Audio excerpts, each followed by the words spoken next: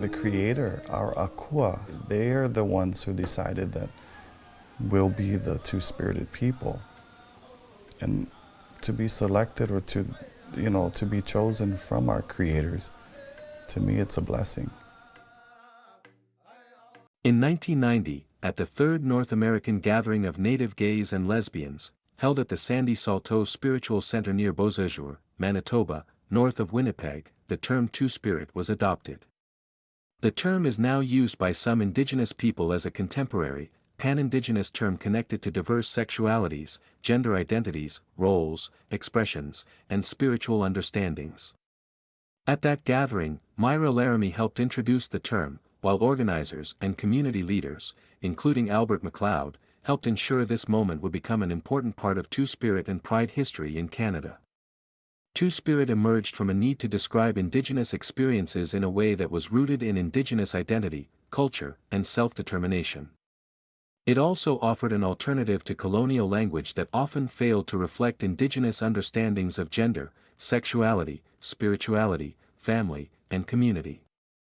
Many Indigenous nations have long held their own teachings, roles, and language for gender and sexual diversity.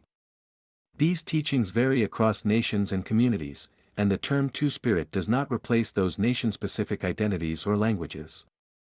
Instead, it has helped create a shared space for recognition, community building, cultural reclamation, and visibility. The adoption of the term was significant because it helped Indigenous 2S LGBTQIA+ people name their experiences on their own terms. It also challenged colonial narratives that imposed rigid gender norms and binaries onto Indigenous communities. By reclaiming language and identity, Two-Spirit people have helped open broader conversations about the intersections of indigeneity, gender, sexuality, spirituality, and belonging. Today, Two-Spirit voices are increasingly present in Pride celebrations, cultural gatherings, research, education, and community advocacy. This visibility matters.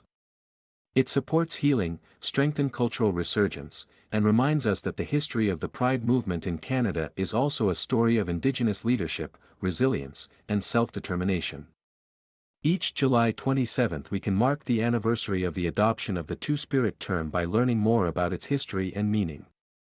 It is also a time to recognize that Two-Spirit people continue to face barriers rooted in colonization, racism, homophobia, transphobia, and the ongoing impacts of assimilation policies.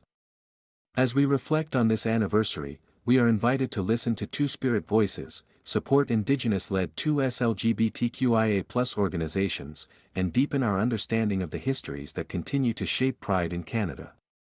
The adoption of the Two-Spirit term was more than a moment of naming. It was a powerful act of reclamation, connection, and community. It's not about coming out, it's about coming in.